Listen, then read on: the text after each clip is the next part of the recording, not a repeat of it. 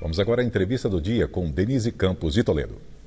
E vamos falar agora sobre a reação do mercado neste final de ano, o balanço da economia em 2020 e as perspectivas para 2021. Eu converso agora com Cláudio Fristach, presidente da Interb Consultoria e ex-economista do Banco Mundial. Então, Cláudio, boa noite. Boa noite, Denise, a você, todos os ouvintes que nos ouvem nesse momento, né? Bom, foi um ano dos mais complicados, com a questão inédita dessa pandemia, que trouxe instabilidade econômica global, instabilidade e incerteza no plano sanitário, muitos embates, muitas discussões. E chegamos ao final do ano, no balanço geral, claro que nos últimos dias aí tivemos muita volatilidade do mercado, mas ele teve uma reação até que não se esperava, não é? O Brasil voltou a atrair capital externo, tivemos uma recuperação importante de bolsa, uma certa acomodação do dólar, a pandemia continua atrapalhando, mas qual a leitura que se pode fazer? O mercado está disposto a antecipar uma fase melhor? Essa fase melhor pode vir em 2021 de fato? Olha, Denise, evidentemente que o que se passou, o que nós estamos passando e o que nós passamos nesse ano 2020, eu diria que não tem precedentes, né? Uma pandemia dessa natureza, com essa escala, essa magnitude, a última vez que se observou foram 100 anos atrás. E o registro, existe obviamente um registro histórico, mas nós pouco sabemos em termos de impacto na economia, até porque as estatísticas eram muito mais, enfim, precárias 100 anos, né? Afinal de contas, foi exatamente 1918, 1919, 1920. Teve um curso de 3 anos. Então, isso não tem precedentes que nós tivemos. É como se fosse, em certa medida, quase uma guerra, digamos, né? Que estamos enfrentando. Exatamente pela incerteza, pela falta de precedente, foi muito difícil você começar a projetar, saber o que vai acontecer na economia. Eu acho que o que aconteceu foi o normal. O mercado sobrereagiu no início, dado o grau de incerteza, o que é natural. E agora está voltando, e voltando até com uma certa força. A economia brasileira, que poderia, em tese, ter contraído 7%, 8%, 9%, haviam muitas previsões nesse sentido, deve fechar o ano em torno de uma contração da ordem de 4,5%. Talvez um pouquinho mais, um pouquinho menos, mas não é muito distante disso, né? Podemos ser surpreendidos, mas não acredito. Enfim, que é uma vitória, diga-se passagem, dadas as perspectivas que poderiam ter sido, enfim, as perspectivas no meio da pandemia e o fato que a economia brasileira, o que ela demonstra, Denise, é o grau de resiliência elevado que tem.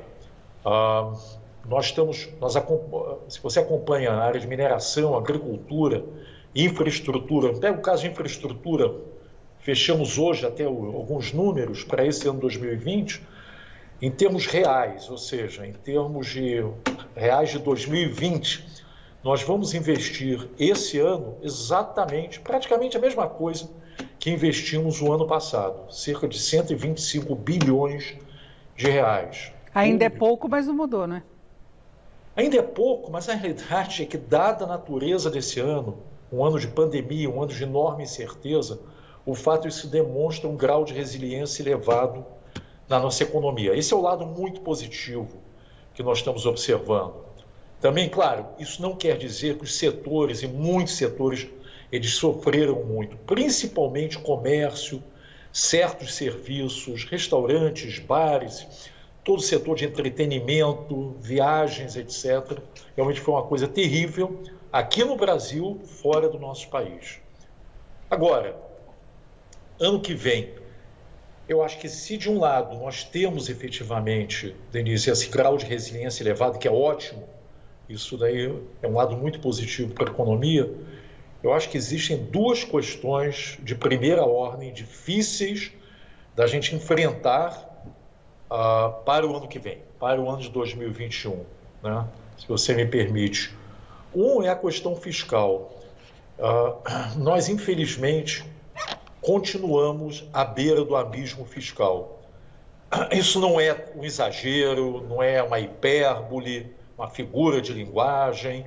Na realidade, o grau de fragilidade fiscal da nossa economia é muito elevado.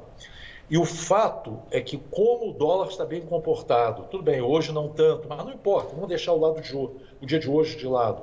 O dólar está bem comportado, os juros estão bem comportados, o mercado está dando benefício da dúvida. E quando o mercado dá o benefício da dúvida, os nossos políticos, digamos assim, eles assumem uma posição de maior leniência, de maior, não vou dizer relaxamento.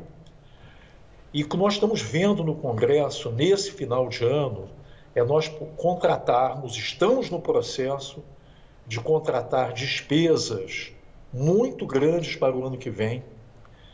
Sempre há uma justificativa, precisamos redistribuir, os municípios necessitam, é verdade, os estados necessitam, os cidadãos do município necessitam, mas a realidade é que não há esses recursos. E esses recursos vão fazer falta. Então nós temos esse risco. Esse é um risco que ainda não está plenamente precificado pelo mercado. Eu acho que existe hoje, sei lá, espírito natalino, se você quiser, um certo relaxamento, mas nós vamos ter que enfrentar e vamos enfrentar a turbulência, infelizmente, em função disso. Então esse eu acho que é uma dimensão que eu acho que nós não podemos nos abstrair. O Brasil, vamos deixar esse ano de lado, esse é um ano extraordinário, mas ano que vem, de novo, vamos ter um déficit primário enorme, nós não sabemos ainda, porque tem um projeto de lei, quer dizer, nós temos um orçamento, mas esse orçamento não é exatamente o que nós vamos enfrentar o ano que vem. Tem uma meta referencial, né? Tem uma meta que é uma referência pela LDO só, né? Nós não sabemos, então, Denise, nós podemos ter um déficit primário de 3% ou mais um ano, o outro ano vamos ter outro déficit primário, e essa dívida nossa continua ampliando, continua aumentando, enfim, e um dia, infelizmente, eu acho que mais cedo do que mais tarde, infelizmente, o mercado irá nos penalizar. Quando eu digo mercado, não são agente A ou B, é o mercado como um todo, o mercado global e o mercado que opera aqui. Então, eu comecei a conversa falando de mercado financeiro exatamente por isso, porque o mercado financeiro, nas últimas semanas pelo menos, ele tem focado muito na questão das vacinas, e esse é um avanço muito mais no exterior do que nosso, aqui de Brasil, e depois passou por ajustes aí mais recentes nos últimos dias, com esse novo tipo do coronavírus, que trouxe apreensão, muita discussão em relação às vacinas. É como se o mercado tivesse deixado a questão doméstica meio de lado, né? Isso é verdade. Eu acho que tem dois fatores aí. Um, são essas notícias boas, que são notícias muito boas. Enfim, o fato de você ter vacinas com um grau de eficácia acima de 90%, são vacinas que nos parecem de excelente qualidade, eficazes, seguras, enfim, e já estão sendo aplicadas. Então, isso é um fato muito positivo. Esperemos que isso aconteça o mais rápido possível aqui no nosso país também. Mas, dito isso, eu acho que, já até olhando de uma forma um pouco mais realista, a normalização da economia mundial, e esperemos aqui da nossa economia e da nossa sociedade, digamos assim, é um fato mais para o segundo semestre. É um fenômeno que deve se dar concretamente no segundo semestre, tudo correndo bem, havendo um número razoável de doses, enfim, você conseguindo, digamos assim, que o pessoal chama de imunidade de rebanho, de tal maneira que o grau de transmissão, quer dizer, a transmissão seja cortada, digamos assim, ou seja, extremamente baixa. Então, estamos falando lá do segundo semestre. No prazo curto, nós não estamos lá ainda. Então, eu acho que nós temos que encarar esse fato. A economia ainda vai sofrer, a demanda em cima dos recursos fiscais escassos do governo, do Tesouro, vai continuar a ser intensa. E exatamente por essa aparente calmaria, vamos deixando o dia de hoje de lado, mas essa aparente calmaria no mercado, isso gera um certo conforto no Congresso, e aí, evidentemente, a tendência é você ampliar os gastos, você faz... Enfim, é isso que acontece de fato. Mas aí não tem a questão só de mercado financeiro, tem a questão de popularidade, que é uma coisa que tem sido colocada desde que o auxílio emergencial reforçou a popularidade e o apoio ao presidente, ao governo. Mesmo com todas as polêmicas que envolvem a pandemia, ele cresceu muito, né? Então isso é colocado também. É verdade.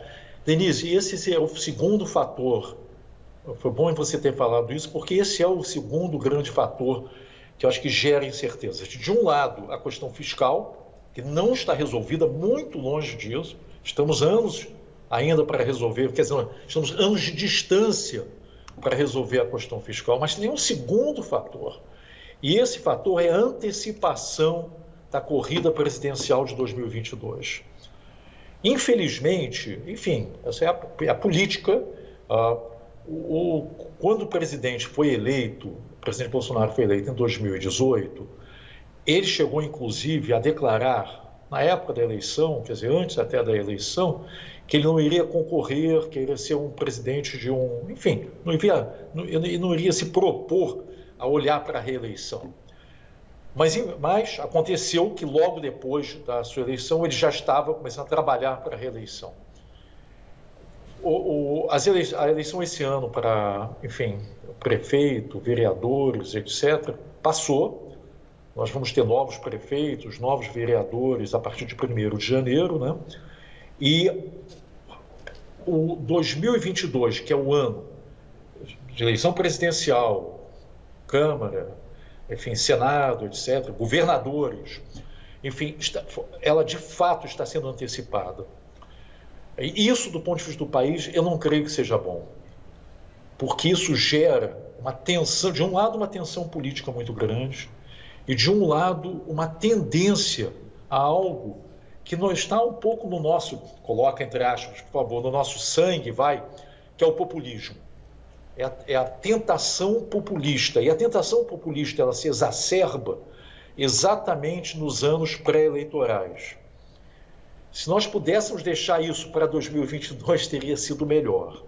Mas, infelizmente, me parece que esse fenômeno, enfim, esse fato político, o ciclo eleitoral está sendo antecipado e irá ser antecipado para 2021.